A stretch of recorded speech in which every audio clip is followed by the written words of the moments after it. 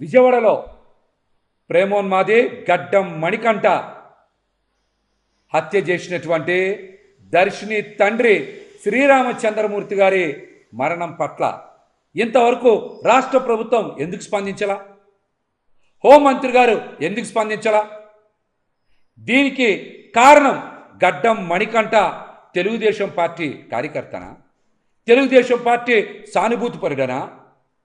ఇంత సంచలనం రేపినటువంటి ఈ హత్యపై ఇంతవరకు రాష్ట్ర ప్రభుత్వం కానీ తెలుగుదేశం పార్టీ నాయకులు కానీ కూటమి నాయకులు కానీ స్పందించలేదంటే ఖచ్చితంగా గడ్డం మణికంఠ తెలుగుదేశం పార్టీ సానుభూతిపరుడు, తెలుగుదేశం పార్టీ కార్యకర్త కనుకనే ఇంతవరకు రాష్ట్ర ప్రభుత్వం కానీ హోంమంత్రి గారు కానీ అదేవిధంగా తెలుగుదేశం పార్టీ నాయకులు కానీ పశ్చిమ నియోజకవర్గంలో ఉండేటువంటి ఎమ్మెల్యే సుజనా చౌదరి గారు కానీ కనీసం స్పందించకపోవడానికి కారణం ఇవేమి మేము సొంతంగా చెప్తున్నటువంటి మాటలు కాదు.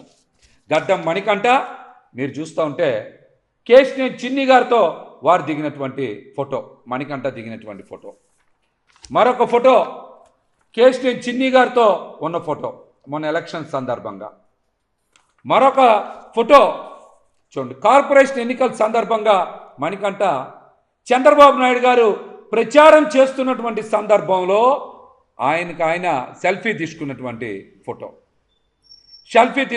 ఫోటో కాబట్టే మేము చెప్తా ఉన్నాం, గడ్డం మణికంఠ ముమ్మాటికి తెలుగుదేశం పార్టీ సానుభూతిపరుడే.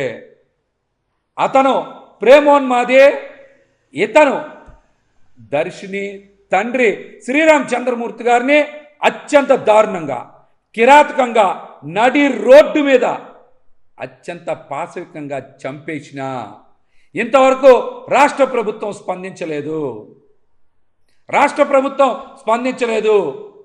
ఒక యువతకి ఇంత దారుణం జరిగితే హోంమంత్రి అనిత గారు కూడా స్పందించరా?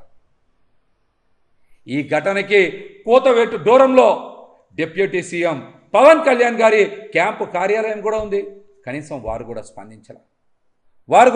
స్పందించలా. ఇంతకన్నా అన్యాయం ఏమైనా ఉంటుందా?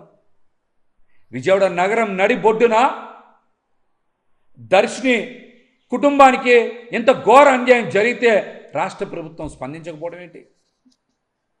కూటమి అధికారంలోకి వచ్చిన దగ్గర నుంచి రాష్ట్రంలో మహిళల మీద యువతల మీద వరుసగా అఘాయిత్యాలు జరుగుతూ ఉన్నాయి, హత్యలు జరుగుతూ ఉన్నాయి. దీని మీద రాష్ట్రంలో ఉండేటువంటి యువతలు మహిళలు చాలా గందరగోళ పడుతూ ఉన్నారు, ఆందోళన చెందుతూ ఉన్నారు.